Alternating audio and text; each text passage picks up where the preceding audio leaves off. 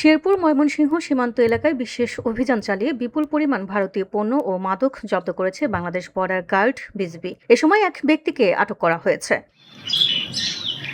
BGB সূত্র জানায় ২৪ ও ২৫ ফেব্রুয়ারি রাতে পৃথক অভিযানে শেরপুর ও ময়মনসিংহ সীমান্তবর্তী বিভিন্ন এলাকায় ব্যাপক তল্লাশি চালায় ময়মনসিংহ ব্যাটালিয়ন বিজিবি ৩৯।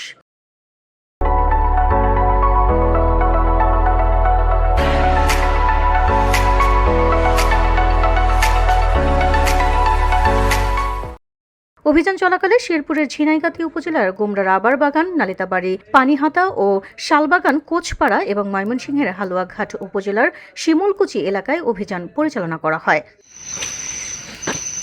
এ সময় ভারতীয় মদ, ফেন্সিডিল, ট্যাপেন্ডাডল ট্যাবলেট ও শনপাপড়ি জব্দ করা হয়। পাশাপাশি লালচান নামে এক মাদক কারবারিকেও আটক করা হয়।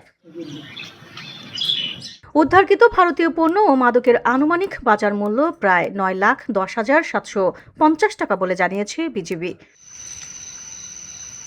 VOD Bangla news desk.